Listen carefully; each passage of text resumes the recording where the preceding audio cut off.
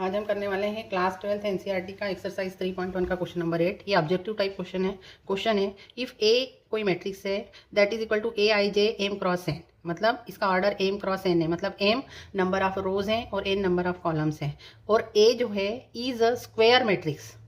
ए एक square matrix होगा if first option है M is less than N, B है M is greater than N, C option है M is equal to N and D है none of this. अब आपको पता है स्क्वायर मैट्रिक्स में क्या होता है, नंबर ऑफ रोज जो होती हैं that is equal to number of columns होता है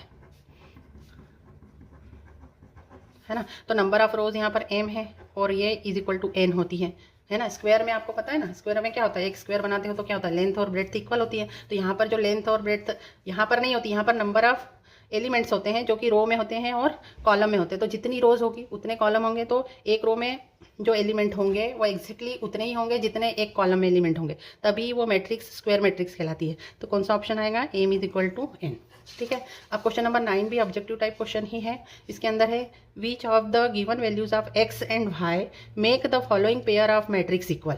अब दो मैट्रिक्स यहाँ पर दी है, ये मैट्रिक्स इक्वल है, ऐसा बोला गया है कि ये इक्वल होंगी एक्स और वाई की किन वैल्यूज के लिए। तो दो मैट्रिक्स जब इक्वल होती हैं तो उनके रिस्पेक्टिव एलिमेंट्स इक्वल होते हैं, मतलब ये 2x2 की दोनों मैट्रिक्स हैं, है ना। तो A11 जो होगा वो इस A11 के इक्वल होगा, मतलब आपकी इक्वेशन क्या बनेगी, 3x + 7 इज इक्वल टू 0।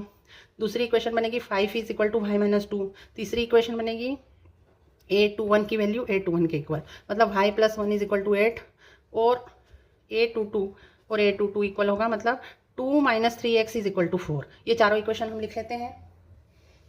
अभी हमने पहली इक्वेशन लिखी 3x + 7 इज इक्वल टू 0, तो इससे हो जाएगा 3x, 7 उस साइड जाके -7, तो 3x इज इक्वल टू -7, तो x इज इक्वल टू -7/3, है ना। तो अब यहाँ पर आप सारे ऑप्शंस में देखेंगे, यहाँ पर कहीं पर भी x इज इक्वल टू -7/3 नहीं दिया है। यहाँ पर x इज इक्वल टू -1/3 है, यहाँ पर x इज इक्वल टू -2/3 है, यहाँ पर x इज इक्वल टू -1/3 है। तो ऑप्शन कौन सा सही होगा, ये वाला, है ना, नॉट पॉसिबल टू फाइंड। अब हम देखते हैं कि क्या ऐसा क्यों लिखा है नॉट पॉसिबल टू फाइंड। इसका अगला भी आप देखिए, सेकंड इक्वेशन बनी है 5 इज इक्वल टू y - 2, तो y इज इक्वल टू 7 आ गया, है ना। तो y इज इक्वल टू 7 तो यहाँ पर इन दो ऑप्शंस में तो है, लेकिन ये वाला ऑप्शन तो अब होगा ही नहीं क्योंकि इसमें y की वैल्यू -2/3 है।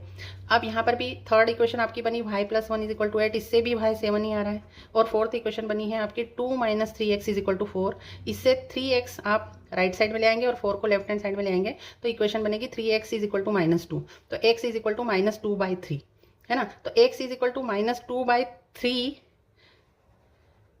एक वैल्यू आ रही है, तो x इज इक्वल टू -2/3 और y इज इक्वल टू 7, ये वैल्यूज तो आ रही हैं। तो ये वाला ऑप्शन सही नहीं हो जाएगा क्योंकि एक हमारी इक्वेशन हमको x की वैल्यू क्या दे रही है, -7/3, तो x की दो वैल्यूज नहीं हो सकती, x इज इक्वल टू -7/3 और x इज इक्वल टू -2/3। एक ही मैट्रिक्स में आप दो x की वैल्यू नहीं रख सकते, है ना। जैसे मान लो कि कोई स्टूडेंट जब सॉल्व करते टाइम ये वाली फोर्थ इक्वेशन का यूज़ करे और ये वाली इक्वेशन का यूज़ करके ऑप्शन निकाल दे, तो आंसर आ जाएगा y इज इक्वल टू 7 और x इज इक्वल टू -2/3, और आप बहुत खुश भी हो जाएंगे कि चलो यहाँ पर ये दिख रहा है और आप इसको आंसर को सही लगा देंगे। लेकिन आंसर सही नहीं होगा क्योंकि x की दो वैल्यूज आ रही हैं और दो वैल्यूज एक ही मैट्रिक्स के लिए नहीं होने के कारण यहाँ पर होगा नॉट पॉसिबल टू फाइंड। इसलिए आप सारी इक्वेशंस को कंसिडर करें, सभी से वैल्यूज निकालें, आप बिल्कुल जल्दी में आंसर ना लगाएं वरना आपके नंबर एग्जाम में फुल नहीं आ सकते। आपको बहुत ध्यान रखकर आंसर लगाना है। Thank you for watching the video. If you are liking our videos then please subscribe our channel and share with your friends. और वीडियोस अच्छे लग रहे हो तो लाइक का बटन दबाएं।